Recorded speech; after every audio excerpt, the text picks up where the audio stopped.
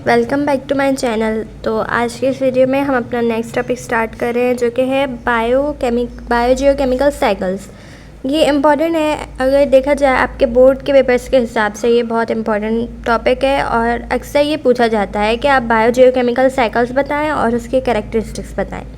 तो देखें, हमारी जो ज़िंदगी की लिविंग ऑर्गेनिजम्स की जो ग्रोथ और लाइफ होती है ना, उसको चाहिए होते हैं 40 एलिमेंट्स। ठीक है, 40 तरह के एलिमेंट्स होते हैं जो कि बहुत ज़्यादा ज़रूरी हैं हमारी ज़िंदगी के अंदर, जो हमें हेल्प करते हैं ग्रोथ में और ज़िंदगी को जीने में हेल्प करते हैं। ठीक है, सिंपल वर्ड्स में अगर देखा जाए तो उन 40 एलिमेंट्स में से कुछ 6 एलिमेंट्स ऐसे हैं जो कि बहुत ज़्यादा क्वान्टिटी में चाहिए होते हैं, like in large quantity.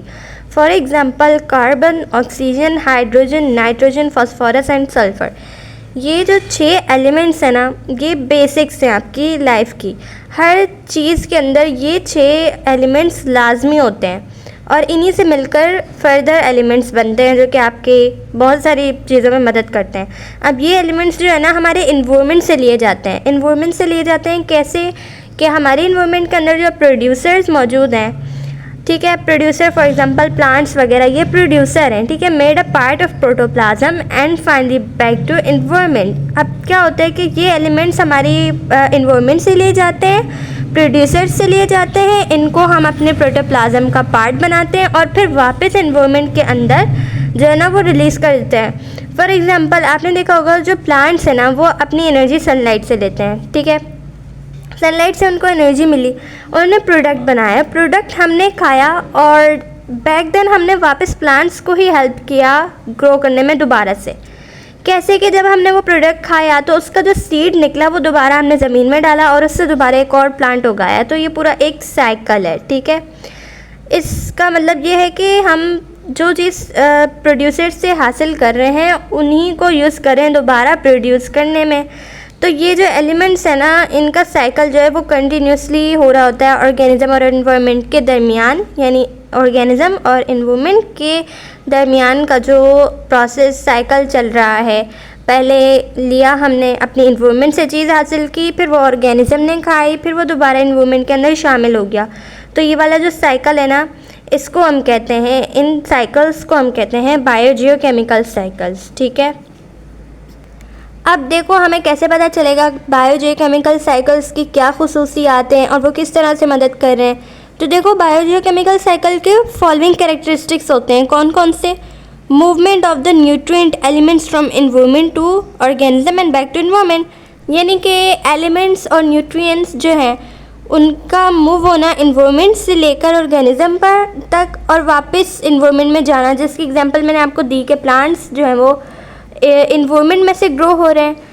Environment के जो 6 एलिमेंट्स हैं उनको हासिल करके लाइक एनर्जी ले रहे हैं सनलाइट से, और उसके अंदर कार्बन भी आ गया। आपका प्लांट्स जो हैं वो कार्बन भी रिलीज़ करते हैं, ऑक्सीजन, हाइड्रोजन, नाइट्रोजन, फॉस्फोरस और ये सल्फ़र। ये तमाम चीज़ें चाहिए होती हैं एक प्लांट को ताकि वो प्रोसेस कर सके। उसके बाद प्लांट जो है वो प्रोडक्ट बनाता है। क्या होता है कि प्लांट्स इन 6 के 6 एलिमेंट्स को यूज़ करके हमें एक प्रोडक्ट बना के दे रहा है और वो प्रोडक्ट हम खा रहे हैं। ठीक है, हमने खाया, हमें भी एनर्जी मिली और उसका जो सीड है वो दोबारा वापस हमने इन्वायरमेंट के अंदर यानी कि सैंड सॉइल के अंदर डाल लिया और उससे फिर दोबारा से क्या होगा, प्लांट उगाएगा। ठीक है, और वो दोबारा वही सेम प्रोसेस रिपीट करेगा। तो movement of nutrients elements from environment to organism and back to environment, इसका ये मतलब है। सेकेंड कैरेक्टरिस्टिक है कि इन्वॉल्वमेंट ऑफ बायोलॉजिकल प्रोसेसेस, और उस बायोजियोकेमिकल साइकिल के अंदर जो है ना बायोलॉजिकल प्रोसेस भी हो रहा होता है। बायोलॉजिकल प्रोसेस से मुराद, जैसे कि आपने देखा होगा रेस्पिरेशन, हमारे इंसानी जिस्म के अंदर रेस्पिरेशन होती है।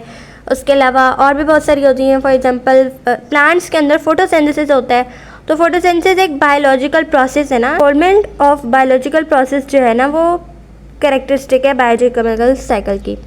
उसके अलावा जियोकेमिकल रिजर्वियर और केमिकल चेंजेस, कि उस साइकिल के अंदर बहुत तरह के केमिकल चेंजेस भी आएंगे और एक रिजर्वियर भी आएगा, जियोकेमिकल रिजर्वियर। तो जियोकेमिकल रिजर्वियर का मतलब है कि उन एलिमेंट्स में से जो एलिमेंट्स यूज़ हो रहे हैं उनका कुछ हिस्सा एक स्टोर की तरह जो है ना इन्वायरमेंट में रह जाए।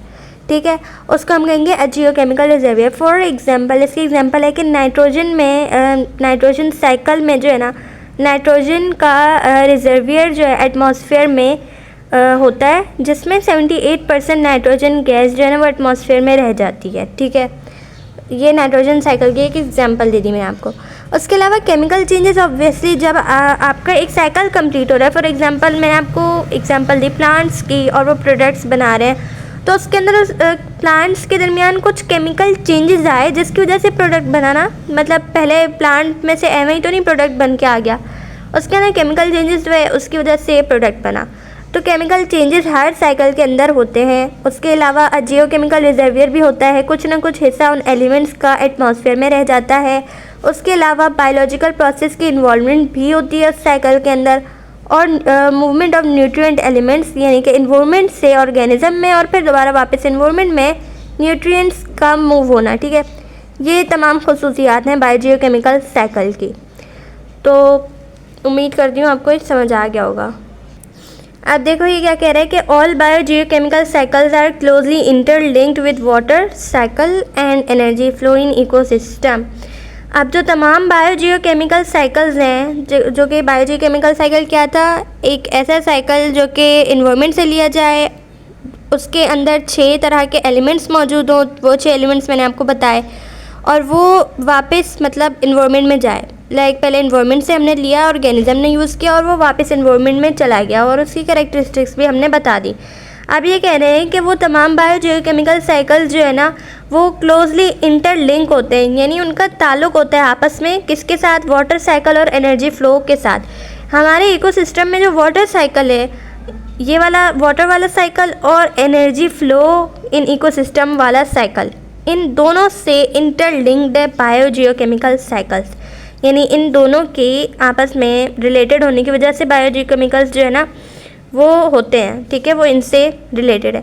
अब following are some important biogeochemical cycles. अब नीचे इन्होंने कुछ इम्पॉर्टेंट बायोजियोकेमिकल साइकिल्स दिए हैं जो कि हमारे इन्वायरमेंट के अंदर होते हैं, इससे आपको मतलब मज़ीद समझ आएगा। देखिए, पहला है कार्बन ऑक्सीजन साइकिल। अब मैंने आपको बताया ना कि 6 एलिमेंट्स हैं, कौन कौन से, carbon, oxygen, hydrogen, nitrogen, phosphorus and sulphur. इन्हीं 6 एलिमेंट्स के दरमियान के साइकिल्स होंगे जो कि इन्वायरमेंट से लिए जाएंगे और ऑर्गेनिज्म उनको यूज़ करेंगे और वो वापस इन्वायरमेंट में जाएंगे। तो जो ये साइकिल्स दिए हुए हैं जैसे कार्बन ऑक्सीजन साइकिल, तो ये भी उन्हीं एलिमेंट्स में से है। ठीक है, उसके अलावा कोई साइकिल नहीं होता है। जैसे carbon oxygen cycle, nitrogen cycle, आपकी बुक में सिर्फ 2 साइकिल्स दिए हुए हैं ताकि आपको समझ आ जाए। अब देखो, हमारी अर्थ पर जितनी भी ज़िंदगी है ना वो कार्बन पर ही बेस होती है, मतलब कि कार्बन के बगैर हमारी ज़िंदगी जो है ना इम्पॉसिबल है, हम उसको कह नहीं सकते कि वो लाइफ है।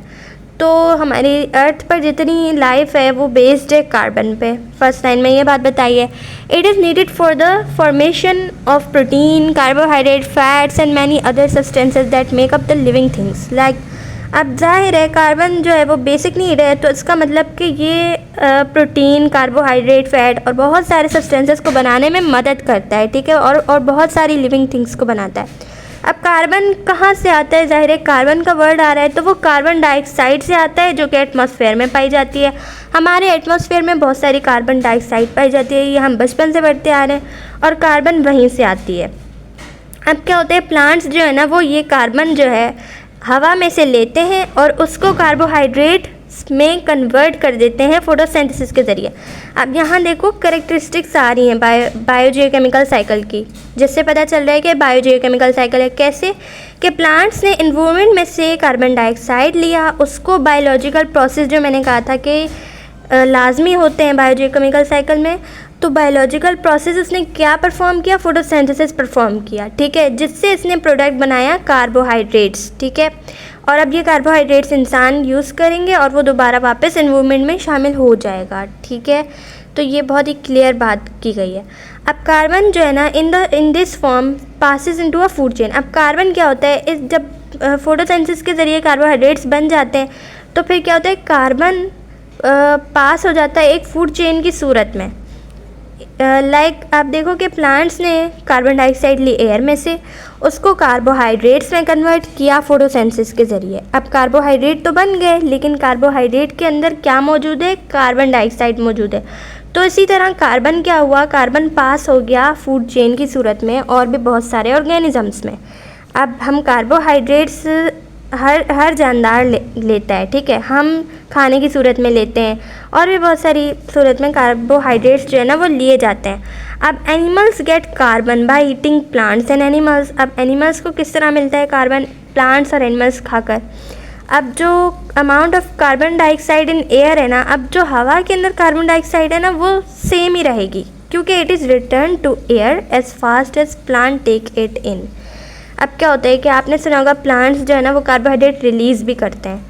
प्लांट्स ने क्या किया, एटमॉस्फेयर में इतनी कार्बन मौजूद है कि प्लांट्स ने उसको यूज़ भी कर लिया, प्रोडक्ट भी बना लिया और वापस इन्वायरमेंट के अंदर भी शामिल कर दिया। रात के वक्त प्लांट्स जो है ना वो कार्बोहाइड्रेट गैस, आई गैस मुझे जहाँ तक मालूम है कि वो रिलीज़ करते हैं शायद, ठीक है।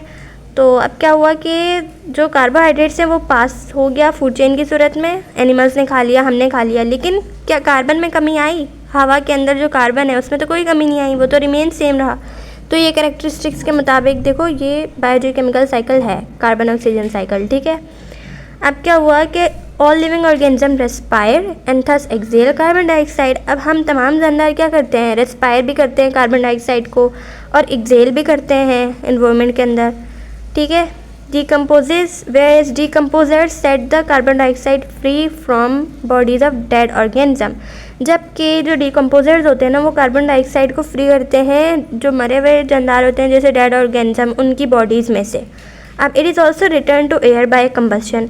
आपने देखा होगा कम्बशन जब होती है, कम्बशन मीन्स कि ऐसा प्रोसेस जिसमें कोई भी सब्सटेंस जो है ना वो जलता है और उसका धुआं जब आपने देखा होगा आसमान पे कम्बस्ट हो जाता है।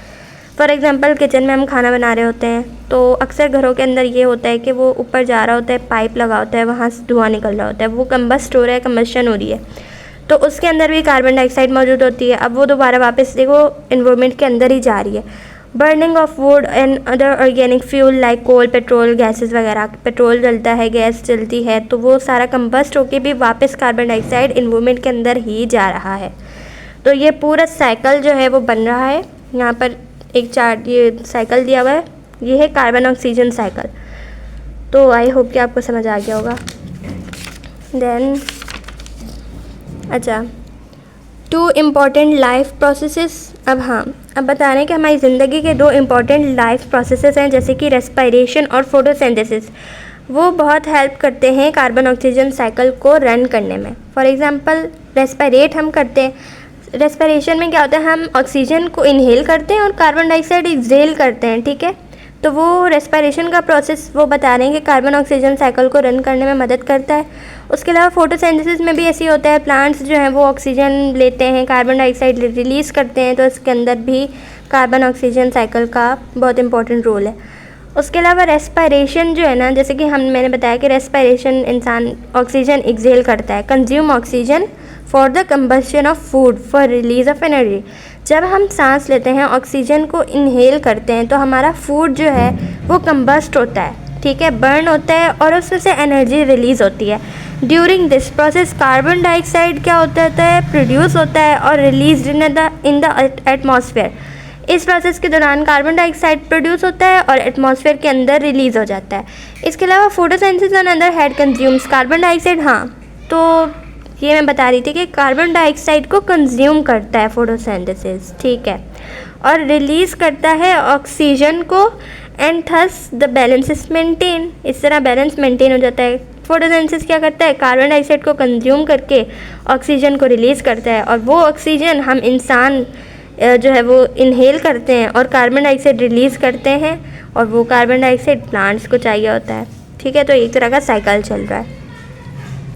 तो आज के लिए इतना ही रखते हैं ताकि हमारी पढ़ाई जो है ना वो ओवरलोड ना हो जाए और आपको पहले ये क्लियर समझ आ जाए और आप इसको याद कर लें।